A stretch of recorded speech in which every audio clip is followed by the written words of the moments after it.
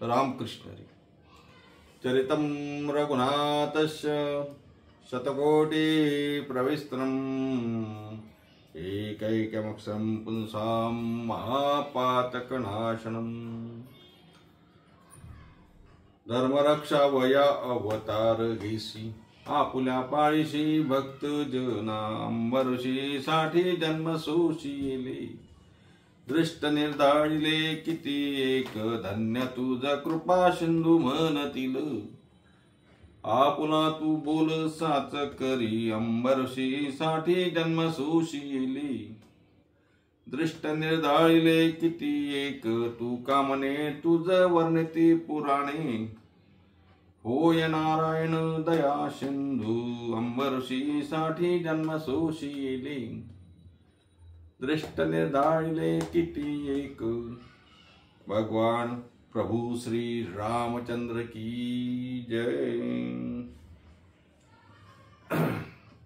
आपल्याला माहिती आहे आज सर्व सनातन संप्रदाय हिंदू धर्म या जगतामध्ये जिथे जिथे कोणी भगवंताला मानणारा असा समुदाय आहे, समूह आहे। जगाच्या कानाकोपऱ्यात सुद्धा प्रभू रामचंद्राला मानणारा असा हा समुदाय संप्रदाय हिंदू धर्म आणि आपला आज सर्वात मोठा पर्व काळ म्हणजे श्री रामनवमी म्हणजे भगवान श्री प्रभू रामचंद्राचं प्रागट्य आज झालं। प्रभू रामचंद्राचा जन्मोत्सव आपण आज करतो। प्रभू रामचंद्राचा अवताराला प्रभू रामचंद्र झाले असा हा पुण्यमय असणारा पुण्यवान असलेला पुण्य रूपाने असलेला पर्व काळ श्री रामनवमीचा पर्व काळ आहे। राम जन्माच्या सर्वांना राम अवताराच्या सर्वांना प्रभू श्री रामचंद्राच्या अवताराच्या प्रागट्य दिनाच्या सर्वांना खूप खूप शुभेच्छा। सर्व राम भक्तांच्या चरणी नतमस्तक होऊन सेवेला सुरुवात करूया। प्रभू रामचंद्रांची रामनवमी राम जन्म राम अवतार राम प्रागट्य दिन काही म्हणा, आजच्या दिवशी प्रभू श्री रामचंद्रांनी अवतार घेतला तो दिवस आपण राम जन्मोत्सव म्हणून साजरा करतो। त्यानिमित्तानं आपल्याला काहीतरी सेवा करायची आहे, थोडं जन्माचं चिंतन करायचं आहे। आणि जन्माचं चिंतन म्हटलं की तुकोबारायांचा एक अभंग आठवतो, म्हणून तो अभंग आपल्या समोर ठेवला। तुकोबारायांचा अभंग मी आपल्याला म्हणून दाखवला की धर्म रक्षावया अवतार घेसी आपुल्या पाळीसी भक्तजना। हा जो तुकोबारायांचा अभंग आहे ना, हा बहुतेकदा आपण जन्माच्या प्रसंगी घेतो। श्रीकृष्ण परमात्म्याचा जन्मोत्सव असो की रामचंद्र प्रभूचा जन्मोत्सव असो, जन्माच्या जयंतीच्या वेळेला अवताराच्या वेळेला हे अभंग घेण्याचा आपला वारकरी संप्रदायाचा प्रघात आहेच।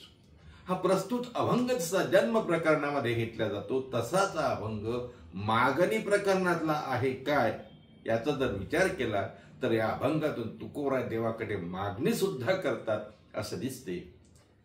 आता या अभंगाचं चिंतन करतो म्हटलं तर मोठं चिंतन आपण करू दे, आज झालं नाही तर उद्या करू कारण आज आपल्याला थोडं रामचंद्र प्रभूच्या जन्माची कथा आपल्याला बघावी लागणार।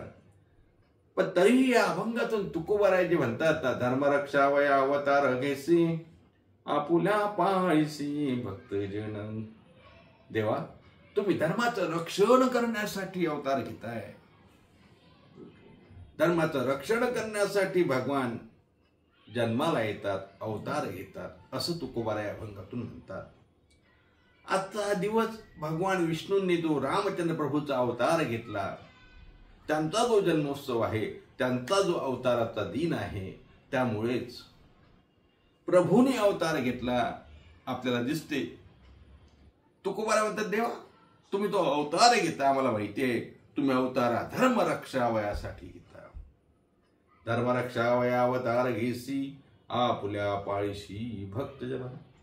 धर्माचं रक्षण करण्यासाठी भगवान परमात्मा अवतार घेत असतो महाराज। आणि खरं सांगू का, धर्म म्हणजे आहे तरी काय? धर्माच्या अनेक व्याख्या असतील, पण एक सांगू, धर्म म्हणजे काही सावयव आहे, धर्म म्हणजे काही अशी मूर्ती आहे, धर्म म्हणजे काही एखादी बाहुली आहे, धर्म म्हणजे एखादा पुतळा आहे, धर्म म्हणजे एखादी प्रॉपर्टी आहे, धर्म म्हणजे एखादी संपत्ती आहे. मग ते जर असं नाही तर मग त्याचं रक्षण म्हणजे नेमकं काय करायचं आहे? तुकोबा आहे तर म्हणतात धर्मरक्षावया अवतार घेसी. रक्षण त्याचं करावं लागतं. कोणाचं रक्षण करतात? आपण करतो की हो, संपत्तीचं रक्षण, प्रॉपर्टीचं रक्षण, एखाद्या चोरापासून रक्षण. आपल्याला कोणाची भीती असते तर आपल्याला सिक्युरिटी आहे की नाही? म्हणजे कुणापासून तरी रक्षण करण्यासाठी ते सावयव असावं लागतं, त्याला काहीतरी आकार असावा लागतो. आणि इथे धर्माला आकार नाही, धर्म साकार नाही, धर्म सावयव नाही. मग रक्षण कशाचं करायचं? एक लक्षात ठेवा, धर्म हा धर्मानं वागणाऱ्यांच्या आश्रयाने राहतो. धर्म हा गुण आहे महाराज, धर्म ही व्यक्ती नाही. तेव्हा गुण हा त्या व्यक्तीच्या आश्रयाने राहत असतो. आणि मग धर्माचरण जे करतात त्याच्या अंगी असणारा गुण म्हणजे धर्म. आणि मग अशांचं रक्षण करण्यासाठी परमात्मा अवताराला येतो. धर्मरक्षावया अवतार घेसी. प्रभू रामचंद्राचा अवतार असो, भगवान श्रीकृष्णांचा अवतार असो, नरसिंहांचा अवतार असो, दत्तगुरूचा अवतार असो, कुणाचाही अवतार असू द्या, हा अवतार धर्माचं रक्षण करण्यासाठी आहे. म्हणजे धर्माचं पालन करणाऱ्यांच्या रक्षणासाठी आहे. धर्मरक्षावया अवतार घेसी. मी सांगून गेलो, धर्म धर्म धर्म म्हणजे धर्म हा गुण आहे. आणि हा गुण कोणाच्या अंगी आहे महाराज? तुकोबारायांसारखे संत, माऊली ज्ञानोबारायांसारखे संत, शांती ब्रह्मश्री संत एकनाथ महाराजांसारखे संत हे धर्माप्रमाणे वागतात. यांचं आचरण धर्माप्रमाणे असतं महाराज. त्याहीपेक्षा पुढे जाऊन सांगू का? मला श्री गुरु चैतन्य महाराजांचं वाक्य आठवते. महाराजांच्या मुखातून ऐकलेले शब्द सांगतो. महाराज म्हणतात, चैतन्य महाराज नेहमी सांगतात बघा, संत तुकाराम महाराज, संत ज्ञानेश्वर महाराज, संत एकनाथ महाराज हे धर्माप्रमाणे वागतात असं नाही. ते जे वागतात ना, त्यांचं जे आचरण आहे ना, त्याला धर्म म्हणावं. ते धर्माप्रमाणे वागतात हे नाही, ते जे वागतात त्याचं नाव धर्म आहे. वा, काय गंमत आहे महाराज. म्हणजे मोठी माणसं, संत महात्मे, भक्त, सज्जन, पुण्यवान, साधू महात्मे जे वागतात त्यांचं वागणं म्हणजे धर्म. ते जसं वागतात त्याला धर्म म्हणावं. माऊली ज्ञानोबारांची ओवी आहे ना, एथ वडील जे जे करीती तया नाम धर्म ठेविती, ये अनुष्ठती सामान्य सकळ. वडीलधारी मंडळी, सज्जन मंडळी, साधू संत जे वागतात त्याचंच नाव धर्म आहे महाराज. आणि मग अशा वागणाऱ्यांचं रक्षण करण्यासाठी भगवान त्या ठिकाणी अवताराला येत असतात. असं आहे महाराज. धर्मरक्षावया अवतार घेशी. म्हणून तुकोबारा म्हणतात, देवा तुम्ही धर्मरक्षावयासाठी अवतार घेता, आम्हाला माहिती आहे का हो. धर्माचं रक्षण करणं म्हणजे काय? अधर्माचा नाश करणं. धर्मानं वागणाऱ्यांना त्रास देणाऱ्यांचा त्या ठिकाणी नायनाट करणं, त्यांचा ह्रास करणं. म्हणजे अधर्माचं लांबून चांगून करणाऱ्यांचंही त्या ठिकाणी बंदोबस्त करणं. अधर्मानं वागणाऱ्यांचा बंदोबस्त करणं म्हणजे धर्मानं वागणाऱ्यांचं रक्षण करणं आहे. तुकोबाराय म्हणतात, देवा तुम्ही धर्मरक्षावया अवतार घेशी. प्रभू रामचंद्राने आजच्या दिवशी अवतार घेतला ना, कशासाठी घेतला? धर्माचं रक्षण करण्यासाठी. कारण तुकोबारा म्हणतात ना, धर्मरक्षावया अवतार घेसी. मग भगवान परमात्मा, भगवान श्री रामचंद्र प्रभूने आजच्या दिवशी अवतार घेतला. कशासाठी घेतला? तर धर्मरक्षावयासाठी. आता गंमत अशी आहे महाराज, आता 2-3 प्रकारच्या शंका आहेत, असू द्या, करू आपण विचार चर्चा. आणि नंतर मग आपल्याला प्रभू रामचंद्राच्या अवताराची थोडी कथा सांगणार आहोत. त्या अगोदर 1-2 शंका ज्या या अभंगाच्या अनुषंगाने येतात त्या सांगतो. तुकोबारा म्हणतात, देवा तुम्ही धर्म रक्षावयासाठी अवतार घेता, म्हणजे धर्माचं रक्षण करण्यासाठी अवतार घेता. बरोबर आहे. पुढे जाऊन त्यांनी ते पण सांगितलं, आपुल्या पाळीशी भक्तजना, म्हणजे आपल्या भक्तजनांचं रक्षण करण्यासाठी तुम्ही अवतार घेतात. आणि हे खरं आहे ना, अनेकदा प्रमाणामध्ये आलाय की भगवान काय करतात अवतार घेऊन, भक्ता राखे पायापाशी, भक्ता राखे पायापाशी, भक्ता राखे पायापाशी, दुर्जनाशी संहारी, दुर्जनाशी संहारी, भक्ता राखे पायापाशी, भक्ता राखे पायापाशी, भक्ता राखे पायापाशी. घेऊन या चक्र गदा हाची धंदा करीतो, भक्ता राखे पायापाशी, दुर्जनाशी संहारी. दुर्जनाचा नाश करतो आणि भक्ताचं रक्षण करतो. हेच करण्यासाठी देव येतो. आणि हे नुसतं संतच सांगतात असं नाही ना. अहो भगवंतांनी स्वतः गीतेमध्ये सांगितलं की नाही, यदा यदा हि धर्मश्च ग्लानिर्भवति भारत अभ्युत्थान धर्मश्च, आहे ना. भगवान सांगतात ना, परित्राणाय साधूनां. भगवंतांनी गीतेमध्ये सांगितलं की धर्मदाता आगवे युगायुगी म्या रक्षावे. मौलीची उभी आहे की धर्माच्या रक्षणासाठी, अधर्माचा नाश करण्यासाठी, आणि परित्राणाय साधूनां, साधू संतांचं रक्षण करण्यासाठी. कारण ते साधू संत काय करतात, वाढावया सुख भक्ती भाव धर्म कुळाचारी नाम विठोबाचे. हे सर्व वाढवण्यासाठी मी त्या ठिकाणी अवतार घेतो असं भगवान स्वतः सांगतात. आणि म्हणून भगवंतही सांगतात, संतही सांगतात, वेदही सांगतो, श्रुतीही सांगतात, स्मृतीही सांगतात, पुराणही सांगतात. काय सांगतात, भगवंता तुम्ही आमच्यासाठी अवतार घेता, धर्मरक्षावया अवतार घेशी. आणि आपला विषय असा चालला होता, एक दोन शंका जे मी बोललो सांगतो. आता गंमत अशी आहे महाराज, ज्याला आम्ही परमात्मा म्हणतो, ज्याला आम्ही देव म्हणतो, ज्याला आम्ही ईश्वर म्हणतो, तो ईश्वर तर त्या ठिकाणी महाराज कसा आहे, निराकार आहे, निर्गुण आहे. तो त्याला आकार तरी आहे का, देवाला आकार आहे का, ब्रह्माला आकार आहे का, नाही ना. कबीर महाराज सांगतात ना, रंग नहीं रूप नहीं, नहीं वर्ण छाया, रंग नहीं रूप नहीं, नहीं वर्ण छाया, निराकार तुझी तुझी राम राया, मैं गुलाम मैं गुलाम मैं गुलाम तेरा. कबीर महाराजांनी सुंदर सांगितलं महाराज, याला रंग नाही, याला रूप नाही, याला रंग नाही, रूप नाही, आकार नाही, असा हा निराकार असलेला, निर्गुण असलेला परमात्मा हा मग सगुण येतो कसा, अवताराला येतो का, का हा अवताराला येतो, काय महाराज. याला एक दोन ठिकाणी आपल्याला असं बघावं लागेल. एक तर तो कशासाठी अवताराला येतो, भक्तासाठी अवताराला येतो, आपल्याला माहिती आहे. आता चिंतन आणखी वाढेल. भगवान प्रभू रामचंद्रांनी अवतार कशासाठी घेतला, साधारणपणे तुम्ही आम्ही सांगतो की रावणाला मारण्यासाठी आणि कुंभकर्णाला मारण्यासाठी, नाही का. अहो रावणाला मारण्यासाठी, कुंभकर्णाला मारण्यासाठी भगवंताला अवतार घेण्याची जरूरत आहे का. कुणालाही पाठवलं तर होऊन जाईल ना, भगवंतानी शक्ती दिली तर, नाही का.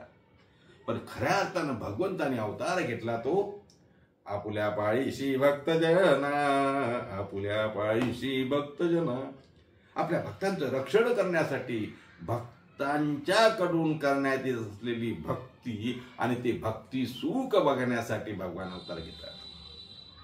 आता असं आहे, निर्गुण परमात्मा सगुण साकार रूप घेऊन अवताराला येतो. अनेक ठिकाणी वर्णन झालं, अव्यक्त त्या आकारले रूपा आले गुणवंत, रूपा आले गुणवंत, रूपा आले गुणवंत. अव्यक्त सा निराकार असा परमात्मा आकाराला येतो. कशासाठी, सगुण रूपामध्ये येतो. आणखी याचं एक कारण असं आहे महाराज, समान सत्ता असल्याशिवाय देवघेव होत नाही. तुम्हाला सांगतो, शास्त्रकारांनी 3 सत्ता सांगितल्या. थोडस वेदांताचा विषय आहे, कठीण आहे, मलाही सांगता येणार नाही ना आपल्यालाही थोडस ऐकायला अवघड जाईल. एक पारमार्थिक सत्ता सांगितली, व्यावहारिक सत्ता सांगितली आणि एक पारिभाषिक सत्ता सांगितली.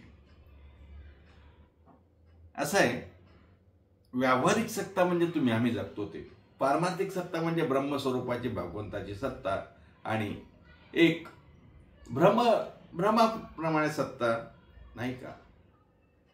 पण जसं की आता बघा, आपण टीव्हीवरती काही सिरियल बघतो, कुठे आग लागली, टीव्ही मध्ये दिसते आग लागली, पण आपला टीव्ही जळतो का? दिसते पण नसते. ही पण एक सत्ता आहे. पण आता मला सांगा, त्या टीव्हीत दिसणारी आग विझवण्यासाठी पाणी टाकावं लागेल का? नाही ना. का? कारण ते एका सत्तेमध्ये नाही, ती सत्ता वेगळी आहे, व्यावहारिक सत्ता वेगळी आहे. तसं पारमार्थिक सत्ता वेगळी आहे, भगवंताचं निर्गुण रूप वेगळं आहे. परंतु तुमच्या आमच्या रक्षणासाठी ज्यावेळेला यावं लागेल महाराज, त्यावेळी निर्गुण रूपातून ते करता येणार नाही. त्यासाठी भगवंताला अवतारच घ्यावा लागेल. रावणाचा गर्व हरण करण्यासाठी, कंसाला मारण्यासाठी, हिरण्यकश्यपूचा वध करण्यासाठी निर्गुण रूपाने होणार नाही. भगवंताला सगुण साकारच व्हावं लागतं. म्हणून त्या ठिकाणी तुकोबारा म्हणतात, देवा तू अवतार घेतो रे. अवतारती म्हणजे वरून खाली येणं. भगवान निर्गुण रूपातून साकार सगुण रूपात येतात. तुकोबारा म्हणतात, धर्मरक्षा वयावतार घेसी. ही एक कारण झालं. आणखी एक कारण सांगतो. मला वाटते मी मागे एकदा सांगितलं, एका प्रवचनामध्ये मी सांगितलं असेल, पुन्हा सांगतो. भगवंत स्वतः अवताराला काय येतात? ठीक आहे, भगवंताला अधर्माचा, त्या ठिकाणी अधर्मानं वागणाऱ्यांचा सूड घ्यायचा असेल, संहार करायचा असेल, रावणासारख्याला मारायचं असेल, कंसासारख्याला मारायचं असेल आणि इतरांचं रक्षण करायचं असेल, तर भगवंतानी स्वतः न येता आपले चेले चपाटे भगवंत पाठवू शकतो की नाही? आता बघा, युद्ध आहे, भारत पाकिस्तान युद्ध चालू आहे. मग काय आपल्या युद्धात एकदम पंतप्रधानांनी, राष्ट्रपतींनी, सेनापती प्रमुखांनी जायचं आहे का? नाही ना. सांगावं लागतं कसं करावं. स्वतः जायची आवश्यकता नाही. इथे देव स्वतः काय येतो, हाच प्रश्न अकबर बादशाहाने बिरबलाला विचारला. अशीच एकदा सभा बसली आणि सभेमध्ये विषय निघाला की उद्या आमच्या इथं रामनवमी आहे. बिरबल बोलले की देवा, राजेसाहेब मला उद्या सुट्टी पाहिजे. म्हणजे काय, उद्या आमच्या इथं रामनवमी आहे, प्रभू रामचंद्राचा जन्म. अरे तुमच्या प्रभू रामचंद्र जन्म कशाला? अरे काय नाही म्हणे, आम्हाला तर हेच कळत नाही, तुमचे देव जन्माला येतातच का? त्यांच्याजवळ नोकर चाकर नाहीत का? यांनी सांगितलं की नाही, ते येतात अशासाठी की पाप वाढलेले असते, पापी लोक वाढलेले असते, त्यांचा संहार करायचा आहे, रावणासारख्याचा वध करायचा होता, म्हणून रामचंद्र प्रभू आले. म्हणजे का त्यांच्याजवळ नोकर चाकर नव्हते का? सेनापती नव्हते का? कोणाला पाठवून करू शकले असते की नसते? बिरबल बोलला, राजे याचं उत्तर मी तुम्हाला 2-3 दिवसांनी देईल, 8 दिवसांनी देईल. ठीक आहे, काही हरकत नाही. काय झालं, बिरबलाने मधल्या काळामध्ये थोडंसं एक प्लॅनिंग केलं आणि राजांना सांगितलं, राजे आपण थोडंसं समुद्रातून थोडं आपण नौका विहार करू आणि त्या काठावर जाऊ. समुद्रातून म्हणा, नदीतून म्हणा, बोटीत बसून आपण त्या साईडला जाऊ. तिथे तुमचा एक दर्गा आहे, पीर आहे, तिथं दर्शन घ्यायचंय. राजा बोलला ठीक आहे. सर्व ठरलं, बिरबलाने प्लॅनिंग केलं. महाराज राजेसाहेब बसले. राजेसाहेबांच्या सोबत आता मोठ्या नदीतून समुद्रातून प्रवास करायचा म्हटलं तर पोहणारे चांगले पट्टीतले पाहिजे की नाही, ते घेतले. आता मोठे मोठे मिनिस्टर जातात महाराज, नदी, समुद्र, नौका विहार, त्यांच्यासोबत मोठमोठे लोक असतात की नाही, का? संरक्षणासाठी. तसं आता पाण्यातून जायचं म्हटलं की संरक्षणाला पोहणारे चांगले पट्टीतले 4-5 घेतले. बिरबल बसले. बिरबलानं अगोदरच ठरवलं होतं, दासी घेतली. दासीला सांगितलं की एक आपल्या राजाच्या युवराजासारखं एक मोठं बावलं घे.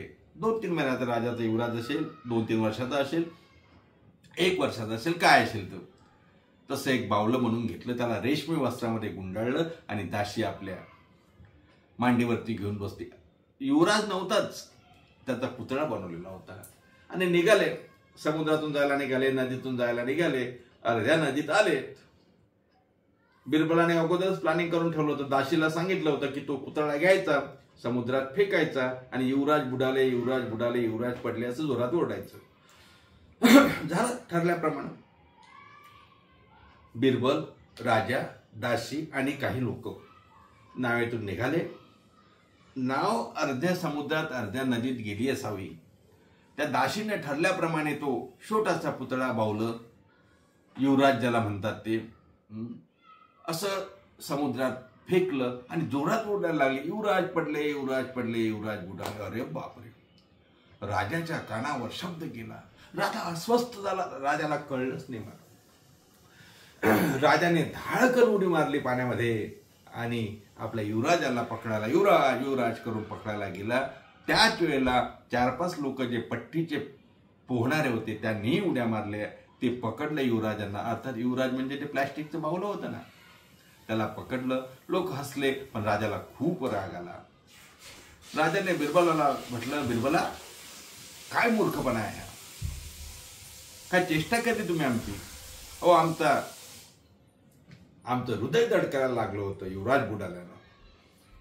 तेव्हा बिरबल म्हणतो, राजेसाहेब, मला एका गोष्टीचं आश्चर्य वाटते. तुमच्यासोबत 4-5 पट्टीचे पोहणारे लोक होते. युवराज पडले तुम्हाला कळलं, मग तुम्ही काय करायला पाहिजे होतं? तुमचे पट्टीचे जे पोहणारे होते त्यांना सांगायला पाहिजे होतं ना, युवराज पडला त्यांना उचला. राजा म्हणतो, अरे बिरबला, माझ्या पोटचा गोळा ज्यावेळेला पडला ना, त्यावेळेला मला सुचलंच नाही रे की तुम्ही उडी मारा. मीच उडी मारली आणि माझ्या युवराजाला वाचवावं म्हणून मला कळलंच नाही की ऑर्डर द्यावी, तुम्हाला पाठवावं त्याला पाठवावं. मग बिरबल म्हणतो, राजा, जसं तुमच्या पोटचा मुलगा बुडतो असं दिसल्याबरोबर तुम्ही स्वतः उडी मारली, तुमच्याजवळ एवढे सेवक एवढे पोहणारे असताना तुम्ही जीव धोक्यात टाकून उडी मारली, तसं ज्यावेळेला आमचा भक्त बुडतो आहे, भक्तावर संकट आहे असं आमच्या देवाला कळते ना, तेव्हा देव कोणाला नोकर चाकराला पाठवत नाही, तो स्वतः अवताराला येतो. तू वराय म्हणता, धर्मरक्षा वया अवतार घेसी, आपुल्या पाळीशी भक्तजना, आपुल्या पाळीशी भक्तजना. अशा प्रकारे देव अवतार घेत असतो. आज भगवंताचं प्रागट्य दिन आहे, अवताराचा दिवस आहे, जन्मोत्सव आहे. त्याच्यामुळं या अभंगावरचं बाकीचं चिंतन मी आज करणार नाही, पुढच्या भागात आपण चिंतन करू. पण आज धर्मरक्षावय अवतार घेशी म्हणजे प्रभू रामचंद्रांनी सुद्धा आज रामनवमीच्या दिवशी अवतार घेतला. यामागची कथा जर बघितली तर प्रभू रामचंद्रांनी कुठल्या परिस्थितीमध्ये अवतार घेतला, कुठल्या कुळामध्ये अवतार घेतला, कुठे अवतार घेतला, याचा थोडा जर विचार करायचा झाला महाराज तर त्रेतायुगामध्ये राजा अज राजाचा मुलगा दशरथ आणि दशरथाच्या पोटी रामचंद्र प्रभूंचा अवतार आहे. कथा अशी आहे, दशरथ राजा महाराज महापराक्रमी. अहो, इंद्राला सुद्धा दशरथ राजा त्या ठिकाणी मदत करायच्या युद्धामध्ये, एवढा पराक्रमी राजा. दशरथ राजाकडे कशाची कमी नाही महाराज, कशाची कमी नाही. एवढं मोठं राज्य, एवढी मोठी संपत्ती, एवढा बलशाली, एवढा पराक्रमी, 3 राण्या आणि त्यातही त्यात सात्विक असा हा राजा. आपलं राज्य मोठं, खूप म्हणजे सात्विकतेनं धर्माचरणानं राज्य चालू होतं. पण एकच महाराज त्या ठिकाणी त्याला दुःख होतं की पुत्र संतती नव्हती. 3 राण्या असून सुद्धा एकीलाही पुत्र नव्हता. दशरथ नेहमी आपल्या चिंतेत राहायचा की माझ्याजवळ सर्व आहे महाराज, संपत्ती आहे, राज्य आहे, मान आहे, सन्मान आहे, पण पुत्र नाही. पुत्र नसल्याचं दुःख, अतिदुःख महाराज. आणि मग या दुःखामुळे कधी कधी तो विचलित व्हायचा, शिकार करायला जायचा. आणि एकदा असंच तो वशिष्ठ ऋषींना सांगतो, मुनीवर, अहो सर्व आहे पण पुत्र नाही, तेवढंच दुःख आहे मला, काय करायचं?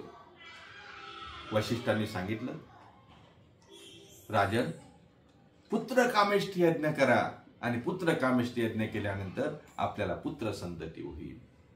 आता ती पुत्र कामेष्ठी यज्ञासाठी काय काय आहे ते खूप मोठी कथा आहे. त्याला काय लागते, कुठले ऋषी आले, विभांडक कसे आले, ऋष्यशृंग कसे आले वगैरे मोठी कथा आहे भागवत आपल्या रामायणामध्ये. पण आपण थोडक्यात चिंतन करायचा विचार करतोय. तेव्हा राजाला वाटलं ठीक आहे आपण करू. एकदा असंच राजे शिकारीला गेले. दशरथ राजे शिकारीला गेले. दिवसभर महाराज, पूर्वी राजे शिकार करायचेच, शिकारीला गेले पण काहीच शिकार मिळाली नाही. शेवटी एकतर काय पुत्र संतती नसल्यामुळे त्यांना दुःख होतं आणि मग थोडंसं नाराजीनं असं झाडाच्या बाजूला बसले. संध्याकाळची वेळ झाली आणि बसलेले होते. इकडे श्रावण बाळ आपल्या वृद्ध माता पित्याला घेऊन काशीला निघाला होता. आपल्या खांद्यावरचे 2 कावड घेऊन, एका कावडीमध्ये आपली मातोश्री आणि एका कावडीमध्ये पिताश्री घेऊन हा श्रावण बाळ काशी यात्रेला निघाला. कारण त्याच्या आई वडिलांची इच्छा होती की आम्हाला काशीची यात्रा घडव. पितृभक्त मातृभक्त असलेला श्रावण बाळ निघाला. आई वडिलांना तहान लागली पण त्यांनी सांगितलं नाही, कारण किती त्रास द्यायचा मुलाला, आपली एवढी सेवा करतो. पण शेवटी त्यांना तहान सहन झाली नाही. संध्याकाळची वेळ झाली. आई म्हणते, श्रावण बाळा, अरे तुला आमचा खूप त्रास होतो. बाळ म्हणतो, नाही ग आई, मला कशाचा त्रास आहे. बघ बेटा, बघ बाळा, आम्हाला जरा तहान लागले, कुठेतरी पाणी मिळते का बघ. श्रावण बाळाने आईची वडिलांची आज्ञा प्रमाण मानली. झाडाखाली आई वडिलांना त्या ठिकाणी कावड ठेवली. आई वडील आंधळे होते महाराज, आणि पाणी आणायला गेला. समोरच्या सरोवरावरती पाणी आणायला गेला. कमंडलू आतमध्ये बुडवलं. डुबडुब डुबडुब डुबडुब असा आवाज झाला. तेवढ्यात दशरथ राजाला वाटलं कोणीतरी प्राणी पाणी प्यायला आला आहे, कुणीतरी पशु पाणी प्यायला आला आहे. दशरथाने बाण ओढला आणि आवाजाच्या दिशेने बाण सोडला महाराज. तो बाण श्रावण बाळाला लागला. श्रावण बाळाने जोरात आवाज दिला, आई असा आवाज दिला. दशरथाच्या लक्षात आलं, हा मनुष्याचा आवाज दिसतो, काहीतरी चूक झाली. दशरथ राजा सरोवराजवळ गेला. पाहतो तर कोणीतरी मनुष्य पडलेला आहे. का रे बाळा. दशरथाला खूप वाईट वाटलं. दशरथाने माफी मागितली, क्षमा मागितली. श्रावण बाळ म्हणतो, कोण तुम्ही. म्हणे, मी दशरथ राजा. अच्छा, दशरथ राजा, आम्ही काय पाप केलं होतं, आमचा जीव घेताय. राजा विव्हाळायला लागला. राजा त्या ठिकाणी महाराज खूप त्या ठिकाणी दुःखी झाला. माझ्या हातून पाप घडला रे श्रावण बाळा, हे चुकीनं घडलं रे. श्रावण बाळ बोलतो, राजा चुकीनं जरी घडलं असेल तर मी माफ करेन रे, पण तहानेनं व्याकुळ झालेली माझे आई वडील त्या ठिकाणी पाण्यासाठी तहानेनं व्याकुळ झालेले आहेत, ते तुला कसं माफ करतील. झालं महाराज. शेवटी राजाने सांगितलं, मला माफ कर, मी तुझ्या आई वडिलांची काय सेवा करायची असेल त्यांची काशी यात्रा घडवून आणतो, त्यांना पाणी पाजतो, मला माफ कर. श्रावण बाळाने सांगितलं, ठीक आहे, मी माफ केलं, पण हे पाणी घेऊन जा, माझ्या आई वडिलांना पाज, त्यांना सांग, बोलू नको, बोलला तर ओळखतील, पाणी पिणार नाही, माझ्याशिवाय ते माझ्यावर खूप प्रेम करतात. राजाने पाण्याचा कमंडलू घेतला. श्रावण बाळाच्या आई वडिलाजवळ गेले महाराज आणि आई वडिलाजवळ जाऊन त्यांच्या हाती कमंडलू दिला. आई आणि वडील वाटच बघत होते. का रे श्रावण बाळा, का रे बेटा, खूप उशीर झाला. हा बोलायला तयार नाही. आई आणि वडील म्हणतात, श्रावण बाळा, रागावला करे, आमचा तुला जास्त त्रास होतो का. हे बघ, वाटलं तर आपण काशी यात्रेला नाही जाऊ, तुला खूप त्रास होतो आम्हाला माहिती आहे. एकतर तू आम्हाला खांद्यावर वाहून नेतोस आणि त्यात आम्ही तुला हे पण त्रास देतो, तरीही बोलत नाही. असं बघितल्यानंतर तू बोलत का नाही, तुला राग आला का, म्हणून आईने हात समोर केला. आईने हात समोर केल्याबरोबर दशरथ राजाने कमंडलू हाती देण्याचा प्रयत्न केला. आईने कमंडलू सगट हात पकडला. जसा हात पकडला तसा आईच्या लक्षात आलं, हा माझा श्रावण बाळ नाही. आई किंचाळली. आई ओरडली, का हो, हा श्रावण बाळ नाही, हा दुसराच कोणीतरी आहे, बोल तू कोण आहे. तेव्हा दशरथ राजाला सांगणं भाग पडलं. म्हणे, मी राजा आहे, मी दशरथ आहे. घडलेला प्रकार त्या ठिकाणी सांगितला. त्या ठिकाणी श्रावण बाळाच्या आई वडिलांनी दशरथ राजाला शाप दिला, जा. दशरथ राजा विनवतो, मी तुम्हाला काशीला घेऊन जातो, मी तुमची सेवा करेल, पण मग आमचा एकुलता एक पितृभक्त मातृभक्त मुलगा त्या ठिकाणी गेला, आता आम्हाला जगायचं नाही. पण जाता जाता आम्ही तुला शाप देतो, आम्ही जसं आमच्या पुत्राच्या वियोगाने देह ठेवतो, तुला सुद्धा तुझ्या मरायच्या वेळी एकही पुत्र तुझ्याजवळ राहणार नाही, असा शाप दिला महाराज. दशरथ महाराजांना वाईट वाटलं. दशरथ महाराज आले, अयोध्येमध्ये आले. वशिष्ठांनी विचारलं, काय झालं राजन, खूप नाराज दिसता. घडलेला प्रकार सांगितला. वशिष्ठ मुनी म्हणतात, अहो राजे, हा शाप नाही, हा तर आशीर्वाद आहे. तुमची काही चूक नव्हती, तुमच्याकडून नकळत, तुमच्याकडून चुकीनं हे घडलं महाराज, तुमची चूक नव्हती. तेव्हा तुम्हाला श्रावण बाळाच्या आई वडिलाने, पितृभक्त मातृभक्त असलेल्या श्रावण बाळाच्या आई वडिलाने जो शाप दिला ना, तो शाप म्हणजे आशीर्वाद आहे. कारण त्यांनी तुम्हाला सांगितलं, मरणाच्या वेळी तुमच्याजवळ एकही पुत्र राहणार नाही, याचा अर्थ तुम्हाला पुत्र होतील. पुत्र वियोगाचं दुःख सांगितलं, पण पुत्र होतील. तेव्हा आता बिनधास्त राहा, तुम्हाला मुलं होतील. पुढे जर पुत्र कामेष्टी यज्ञ नाही झाला, पुत्र कामेष्टी यज्ञामध्ये अग्निनारायणाने पायस आणलं आणि वशिष्ठ मुनींच्या हाती दिलं आणि सांगितलं, वशिष्ठ मुनी, हे पायस घ्या आणि या दशरथांना सांगा की आपल्या पत्नींना द्या. पायसाचे 3 भाग केले. पायसाचे 3 भाग केल्यानंतर त्या ठिकाणी एक भाग कौशल्याच्या हाती दिला, एक भाग सुमित्रेच्या हाती दिला, एक भाग कैकेयीच्या हाती दिला. कैकेयीच्या हाती दिलेला भाग शेवटी दिल्यामुळं अहंकारी असलेल्या कैकेयीला थोडा राग आला आणि तिने तो खाल्ला नाही. तो लवकर खायचा होता, नाही तर विघ्न ओढवलं असतं, अगोदरच सांगितलं होतं असं वशिष्ठांनी. पण तरीही कैकेयीने खाल्ला नाही. कैकेयीनं न खाल्ल्यामुळे या दोघींनीही खाल्ला नाही. तो नंतर घारीने नेला, तो अंजनीच्या हाती पडला वगैरे कथा आहे, ते हनुमान जन्माला आपण सांगू. आणि हे 2 भाग जे कौशल्याच्या आणि सुमित्रेच्या हाती होते, त्यातला सुमित्रेने अर्धा भाग कैकेयीला दिला, कौशल्याने अर्धा भाग कैकेयीला दिला. तिघांनी ते पायसाचं त्या ठिकाणी सेवन केलं. पुढे जाऊन तिघीही गर्भवती राहिल्या आणि मग या तिघीही गर्भवती राहिल्यानंतर वशिष्ठ मुनी त्या ठिकाणी दशरथ राजाला सांगतात, दशरथा, तुझ्या कांता म्हणजे तुझ्या राण्या त्या ठिकाणी गर्भवती आहेत. गुरु वशिष्ठ सांगे नृपवरा असती गरोदरा, तुझ्या कांता गर्भवती आहेत, गरोदर आहेत आणि गरोदर आहे. आता त्यांना काय कर, आता त्यांना डोहाळे विचार. धर्मशास्त्र असं सांगते महाराज, बायको गर्भवती असली की तिचे डोहाळे पुरवले पाहिजे. आजचं नाही आहे, आता ही इव्हेंट झाली. डोहाळे म्हणजे पूर्वीपासून आहे, रामप्रभूपासून आहे का बायकोला डोहाळे विचारले पाहिजे. दशरथा, जा बायकोला डोहाळे विचार. धर्मशास्त्राचे डोहाळे पुसावे, त्यांचे पुरवावे मनोरथ. ऐकून ऐसे आनंद मानसी, काही सदनाशी जाता झाला. आणि मग दशरथ राजा कैकेयीच्या घरी गेला. कैकेयीच्या घरी गेल्यावर अगोदरच अहंकारी असलेली कैकेयी आणि तिला डोहाळे, तिच्या पोटामध्ये बाळ आहे.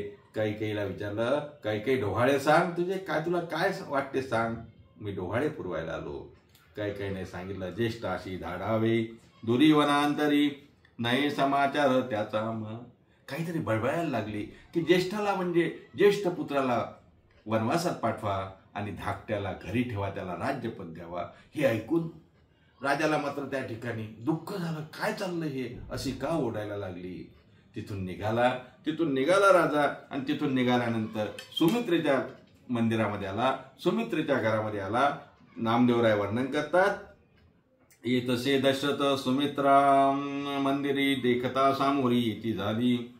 सुमित्रेच्या घरी आल्या सुमित्रेने काय करावं महाराज, सुमित्रेने दशरथाचे पाय धुतले, त्यांची पूजा केली आणि विचारतं, कैकेयीचं दुःख राजा विसरून गेला. एक बायको अशी वागली, दुसरी चांगली वागली. आनंद संसारिक माणसाचं तसंच असते महाराज. बायको आज जरी बोलली, दुसऱ्या दिवशी चांगली बोलली की चांगलं होऊन जाते. सकाळी भांडण, दुपारी प्रेम चालू होऊन जाते. तसं कैकेयी जरी अशी बोलली तरी सुमित्रेने त्या ठिकाणी दशरथाची पूजा केली. दशरथाला विचारलं, महाराज प्राणनाथा कसे काय आलात. तेव्हा दशरथाला आनंद झाला. दशरथ म्हणतो, तुझा काय डोहाळे होता सांगणार.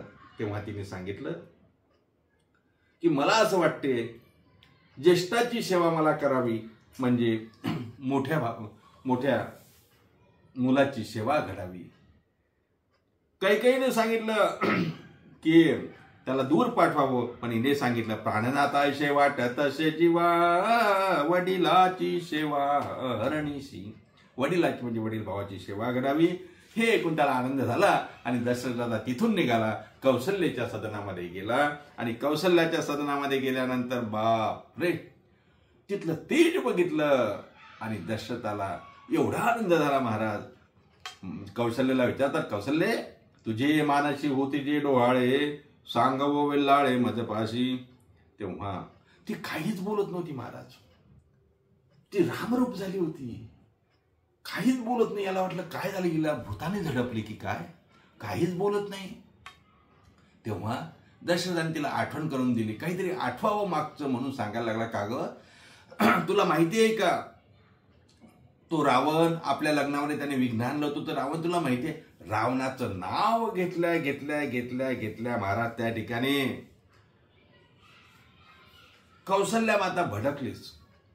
कौशल्या माता एवढी भडकली की म्हणते, रावण त्याला तर मी आता मारतो, आणि रे धनुष्य मारीन रावणा, लंका बिभीषणा देईन मी. आन धनुष्य त्याला मारतो असं म्हटल्या म्हटल्या आता तर दशरथाला वाटलं, काय बिभीषण, कोण रावण, कोण मारणार, काय चाललं हे त्याला वाटलं. हिला नक्कीच भूतानी झडपलं. तो धावत धावत वशिष्ठांकडे गेला. वशिष्ठाला सांगितलं असं असं आहे. वशिष्ठ मुनी आले. वशिष्ठ मुनी त्यापेक्षाही बेधुंद झाले. ते तर भानावरच नाहीत, कारण उदरात असे वैकुंठाचा स्वामी, उदरात कोण आहे महाराज, रामप्रभू उदरात आहे. वशिष्ठ मुनी सुद्धा त्या ठिकाणी बेभान झाले. त्यांचंही चित्त वृत्ती चित्त जाग्यावर नाही महाराज. तुका म्हणे मग नाही वृत्तीवरी अशी चित्त झाली. आणि मग दशरथाला वाटलं की आता हा यालाही महाभूतानी झडपलं. खरं सांगू का, ओ पंचमहाभूताच्याही वेगळा असलेला हा, ज्याने हे पंचमहाभूत निर्माण केली, तो भगवान कौशल्याच्या उदरामध्ये होता ना. मग असं असताना त्या ठिकाणी काय होईल महाराज. तेव्हा सर्व रामरूप व्हायला लागले. मग वशिष्ठांनी सांगितलं, दशरथा तू भाग्यवान आहे रे, त्रैलोक्याचा देव तुझ्या बायकोच्या पोटामध्ये आहे. तेव्हा तू त्रैलोक्यात धनी तुझी एकनृपा, नामायाच्या बापा पाहाशील. तू खूप मोठा भाग्यवंत आहे. धन्य धन्य धन्य अयोध्येचे लोक वैकुंठ नायक पाहतील. वैकुंठाचा नायक परमात्मा तुझ्या घरी कौशल्याच्या पोटी जन्माला येणार आहे महाराज, असं सांगितलं. आणि झालं.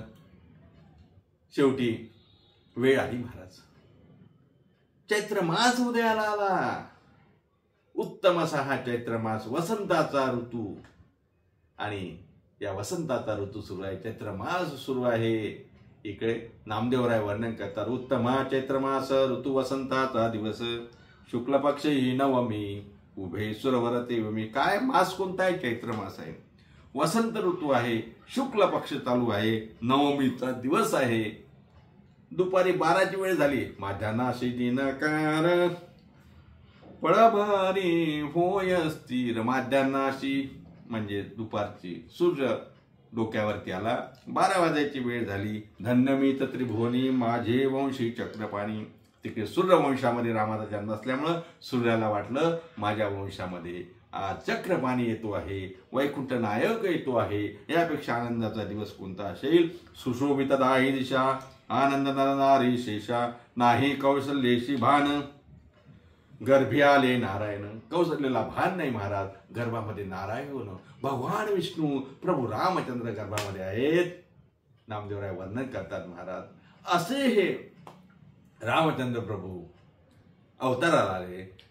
प्रगटला हा राघव, प्रगटला हा राघव, प्रगटला हा राघव, अयोनि संभव, प्रगटला हा राघव, प्रगटला हा राघव, प्रगटला हा राघव, अयोनी संभव, प्रगटला हा राघव. प्रभू रामचंद्र त्या ठिकाणी अवतार आले महाराज. या जगाचा विश्वाचा निर्मिता जगन्नायक वैकुंठ नायक आणि सर्वांना आदर्श असलेला प्रभू श्री रामचंद्र त्या ठिकाणी जन्माला आले. अयोनी संभव प्रगटला हा राघव, अशा प्रभू रामचंद्राचा जन्म झाला, अवताराला आले, प्रागट्य झालं. एकदा सर्वांनी आपण रामचंद्र प्रभूचं भजन करू आणि प्रवचन सेवा थांबवणार आहोत. एकदा भजन मात्र केलंच पाहिजे.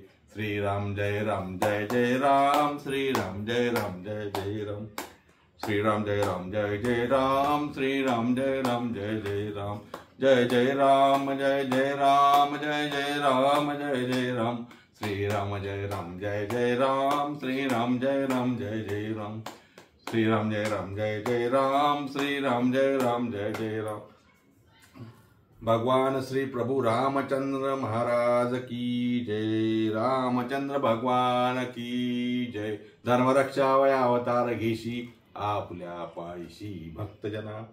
या अभंगावर आपण चिंतन करत असताना आज प्रभू रामचंद्राचा प्रागट्य झालं। आजचा हा पर्व काळाचा दिवस आहे, रामनवमीचा दिवस आहे।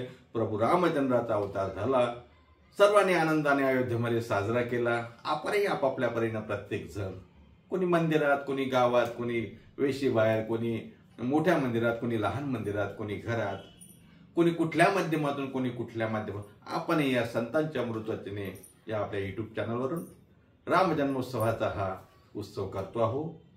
आपल्या सर्वांना रामजन्माच्या, रामप्रभूच्या अवताराच्या खूप खूप शुभेच्छा। आज इथेच थांबतो, उद्या पुन्हा भेटणार आहोत याच अभंगावरचं पुढचं चिंतन करण्यासाठी।